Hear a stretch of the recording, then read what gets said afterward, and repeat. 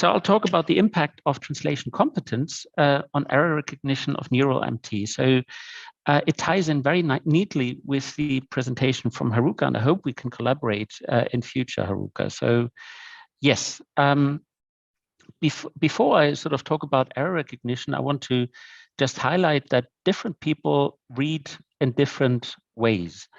So some of the factors that have an effect on how people read is, for example, the age. So we see larger frequency effects in older people. So people who are advanced in age make a bigger difference between high and low frequency words. So the low frequency words take longer to read than incomparable younger people. Another aspect that has an effect on how people read is the amount of text they read on a daily basis. So this is measured by asking people names of novels and so on. And again, here we see an effect on frequency.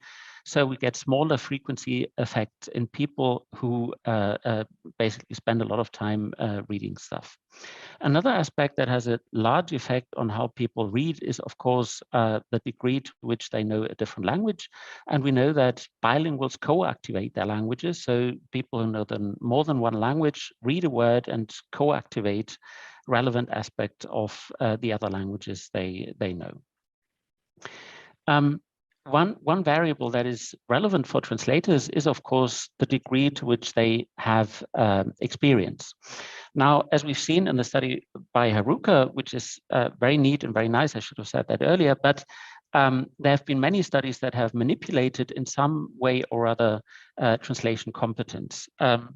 And later, a few slides down, I'll present a more systematic way of quantifying this translation competence or experience. But before I do that, I want to talk briefly about post-editing. We know that prior context has a large effect on how people read words. So to the degree that a current word N is predictable based on the prior context, has a large effect on eye movements, on early eye movement measures. So people are able to read at the speed that they're reading because they predict upcoming words to a very large extent. And of course, this predictability interacts with a whole range of aspects that are particular to the individual reading.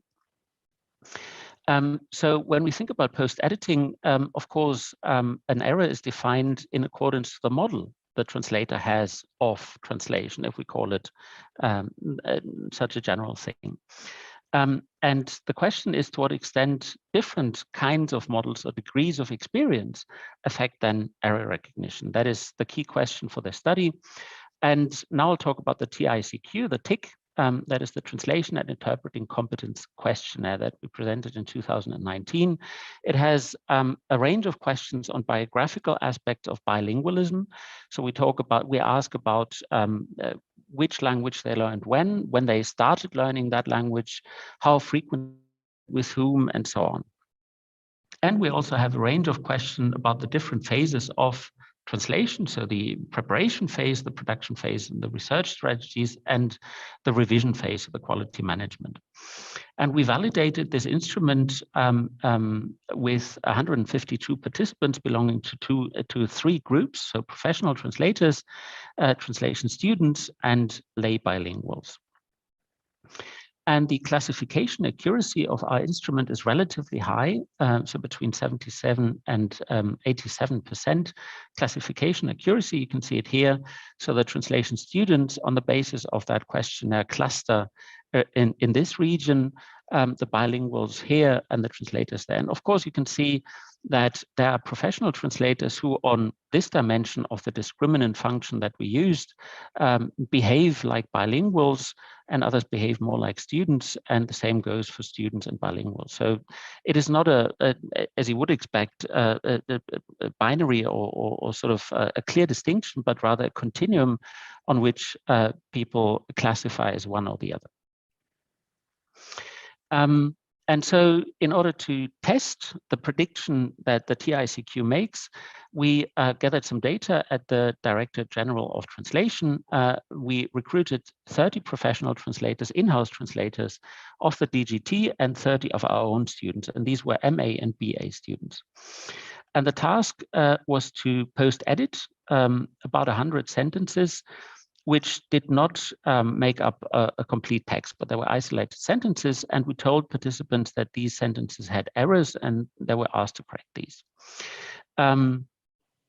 Yes, and we had different kinds of errors that were determined on the basis of the post-editing that happens at the DGT. And we had different error kinds. But for this, what I'm presenting today, I'm going to ignore the different kinds of errors and just cluster them as either correct or wrong error. And so what participants saw, I know you don't know German, but we had here the critical word in German, it's erschöpfend. The translation, back translation into English is exhaustive. And the translators at the DGT in a previous corpus study corrected this word to vollständig, which translates back as complete. And so, as you can see, the sentence frame is identical, and the only thing that varies is this word. So it's either incorrect, an error word, or it is correct. And so participants could either correct that sentence if it had an error, or this word if it was wrong according to our definition. But they could also, of course, correct the word that we thought was correct. But we excluded those and only included in the study the sentences that we thought contained an error word, which was then corrected, and the sentences that we thought were correct and which weren't corrected. And then we compared the reading times on those words.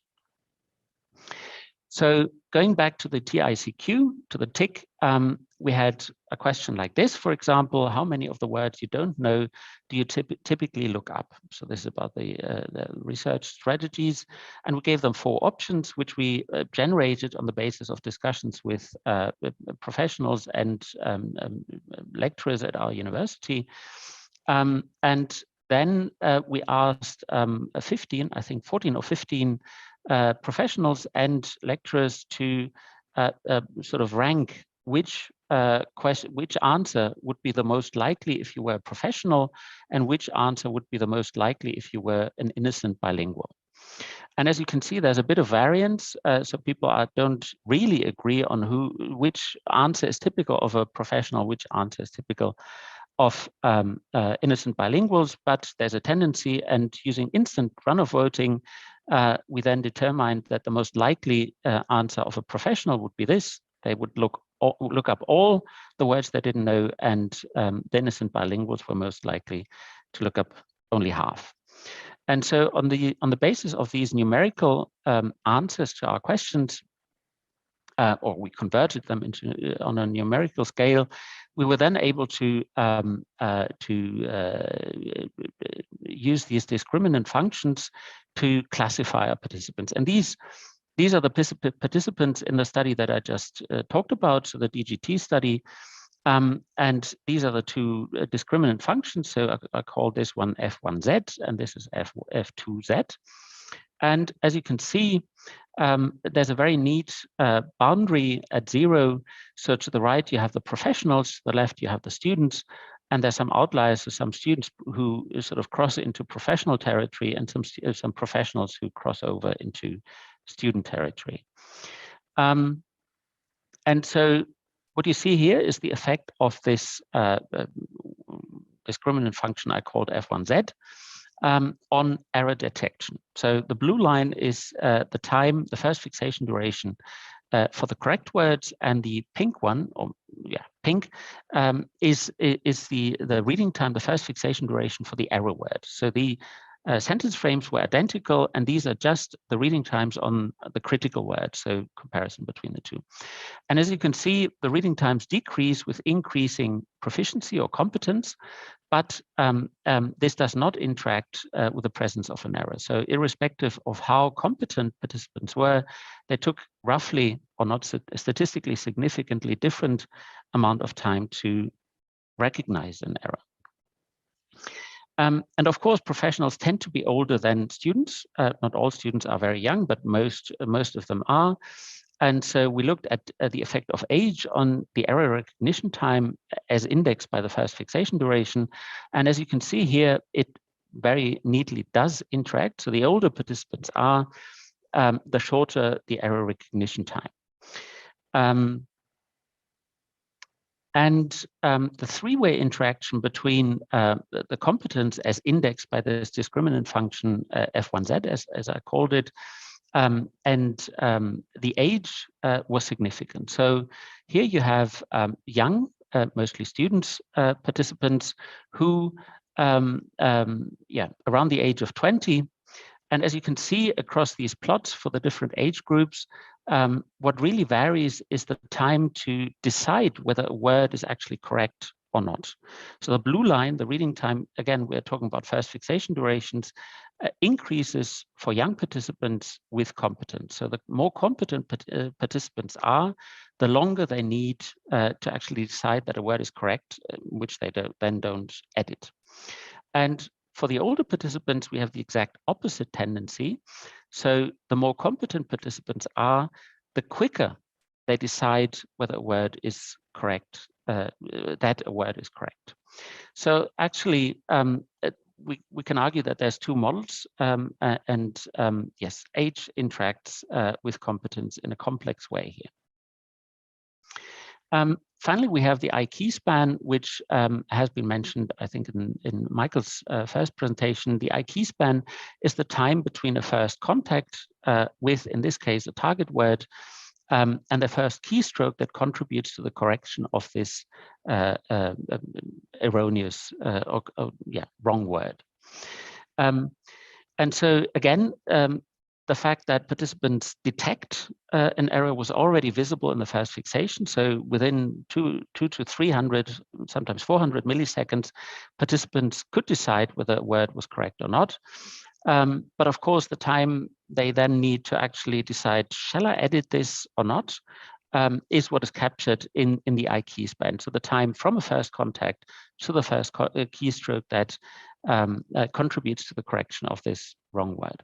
So if we put into relation the first fixation duration and the I-key span, actually we have a measure that can describe this drawn out process from a rather automatic error detection system to then a rather conscious decision to actually act on the error signal that comes from the rather automatic error detection system. And we've argued in 2013 that this interaction between early automatic processes and later more conscious processes is actually a very important one. And yes, so the evidence that I'm presenting here tends to suggest that that is actually the case. So on the horizontal axis here, we have first fixation durations, which are log transformed because they were not normally distributed. And on the vertical axis, you have the I-key span in seconds. So I repeat, the I-key span is the time from a first contact with a word to the first keystroke that contributes to the correction. And obviously here the data is only the wrong word. So obviously for correct words, we excluded all the data points where correct words were corrected. So these are only words which actually had an error in them and which were then corrected.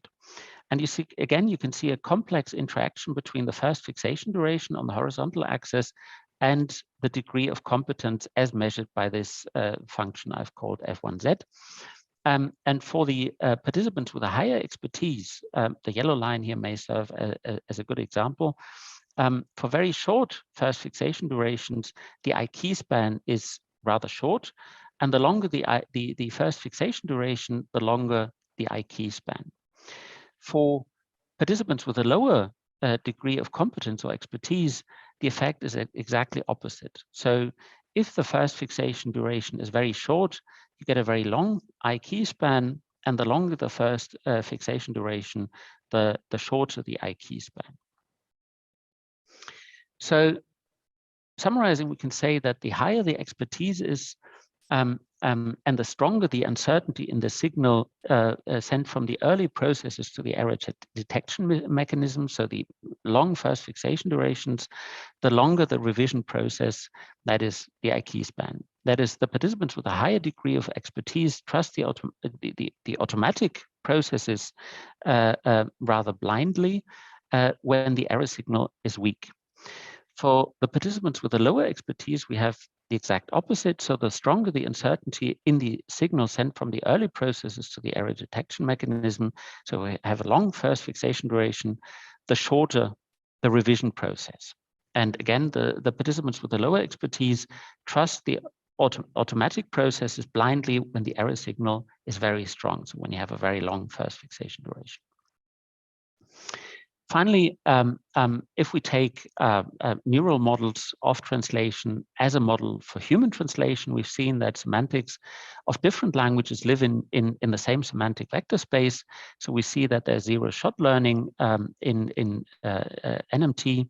And Michael has very neatly shown that we can measure the distance in the vector space between words in different languages, which are translations of each other.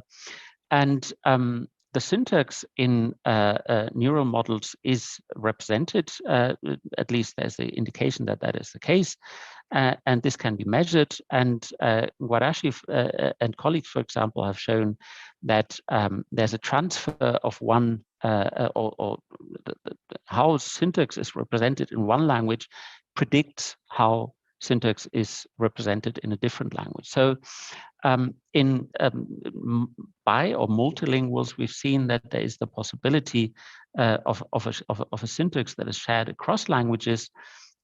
So yeah, the analogy is, I guess, obvious. So we looked at the effect of the number of languages that our participants knew on the error recognition time. And we can see here that participants with who only knew 2 languages, so 2 second languages, so a first language and then 2 foreign languages, so an L2 and an L3 essentially, had the longest error recognition, whereas starting from 3 second languages up to 5, the error recognition time decreases significantly. So in multilinguals, in this sample at least, we can see that the automatic processes in multilingual translators benefit from the convergence between different languages. Remember that participants saw English sentences and were asked to correct the mistakes in the German L1. But again, there seems to be some transfer from different languages. And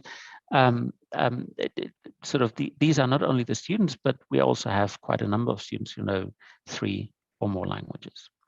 So in sum, we can say that the TIC seems to be a good model of human translation, and age competence as measured by the TIC and the degree of multilingualism predict error recognition processes in human translation.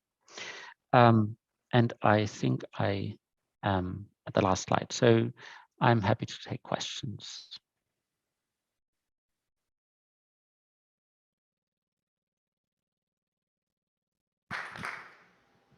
Yes, so a professional translator is a guilty bilingual, definitely. Yes, yes, yeah. Very guilty, yes.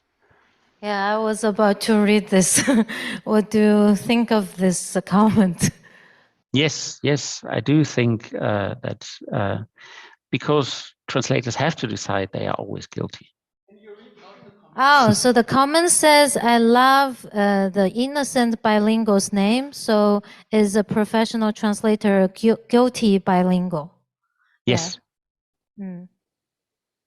It's an interesting comment. Do you have other questions?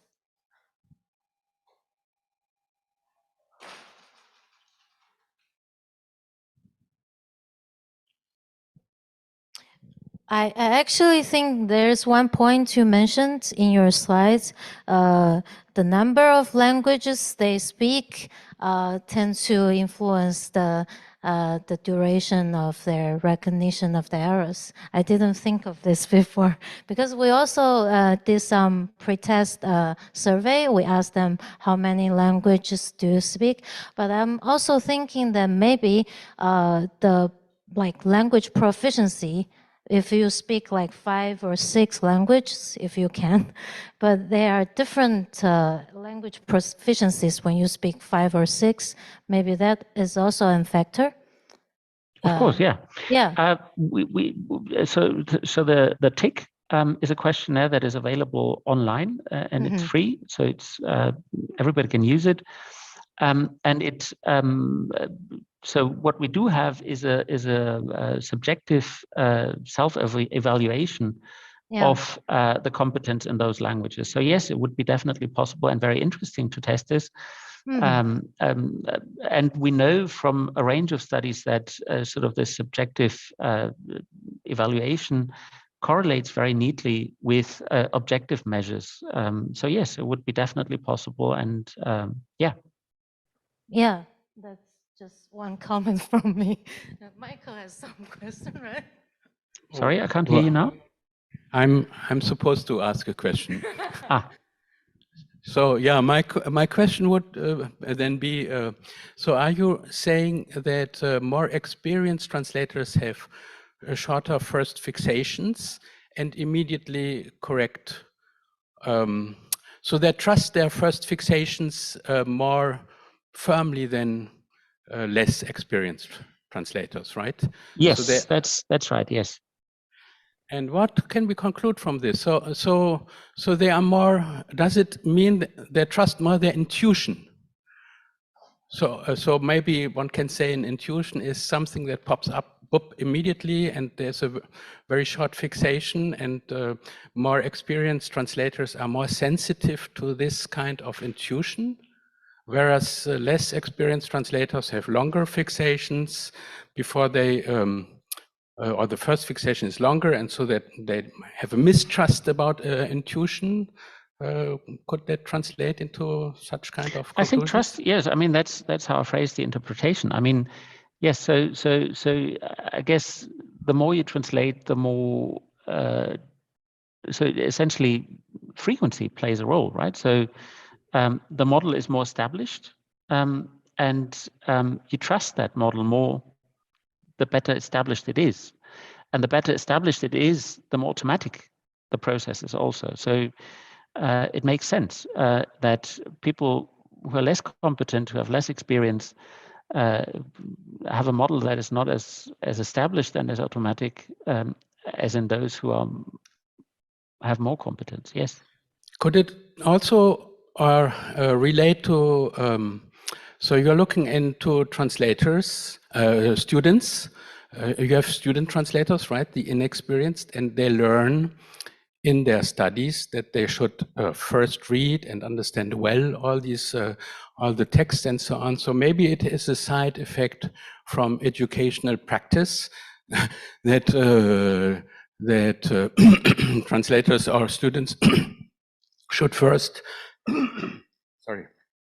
understand very well what the text is about and all this. So all this takes more time. So I remember, for instance, we had also this effect that student translators would first read the entire text before they start translating. We had this much more frequent than with more experienced translators who would immediately start translating. And our suspicion was it has to do with translator education, because translators are told first read the text before you start translating. And professional translators maybe forgot this or don't have so much time or don't know what. Yeah, I mean, if you look at the range here, so this is so the I key span here ranges between 1 and 4 seconds. So it's not an awfully long time that the variance is here, right? So it is still very relatively immediate, the correction that they carry out. I mean, okay, yeah, but yes. There's also a question in the chat. Hello, Yes. Moritz. Based on Yes. your research, can you conclude who is best suited to the MT post-editing task in terms of quality and productivity? Oh, who's best suited to the MT post-editing quality and productivity? Yeah, from so, Elaine. Oh, yes, I correct. assume Elaine, you're asking whether students or professionals are better post editors. Is that the question? I assume so. What we saw actually, I haven't presented this data here, but we looked at the error kinds. Yes, better or faster. Okay. So we looked at the different error kinds, different kinds of errors that were corrected, and the professionals at the DGT spend an awful lot of time on register errors. Oh. And then we looked at the agreement between those translators in terms of the register errors. So I think that was the conclusion. They spend a lot of time on things that weren't necessary and not asked for. So yes, but of course, this data that I'm presenting here shows that professional translators are more efficient and maybe also more cautious in correcting errors if a first fixation lasts very long. And sort of it means that if a first fixation lasts very long, the automatic processes don't deliver a decision, yes, correct, no, correct. That would be my interpretation. So if there's uncertainty in the early automatic processes, they pay more attention and take longer to actually decide whether to correct an error. So they are more cautious where it matters, possibly, whereas the students are the opposite, right? So they have the opposite relationship in terms of the automatic and the sort of more conscious processes. So deliberation, I guess, where automatic, so an easy error, right? So a preposition that is wrong is likely not to produce a large effect in a first fixation. You, as a professional, you know, okay, wrong preposition, easily fixed, done. But a register error where there's maybe not a real right and wrong, I really need to think about it. I better take time there. So, but yeah, it's a trade-off, I guess. Yeah, it seems like there is another question. So Elaine said, thank you, Moritz. This is very interesting and matches our experience in the industry. And I think there is another question. It says, I think professional translation editors have skills that translators do not have, which serves MT better. I guess he means the professional post editors, but is better than professional translators. What do you think? So the professional translators, I call them translators, but they work at the DGT full time, and they of course do all kinds of things. But MT is part of their daily bread and butter. So it's not only for their study, they do that every day. So they were, I would call them professional post editors. Yes. Yes, so do you think there is a very clear distinction between professional post-editor from professional translators? Because sometimes in our research, we're not that really discriminating between these two, right? Yeah, to be honest, don't know of any study that compares these directly in terms of the error recognition processes that I was talking about, but would be interesting to test that. Yes. Yeah. Okay. I think it's the time is up. Yes. But then there is another comment. I have to look this up. The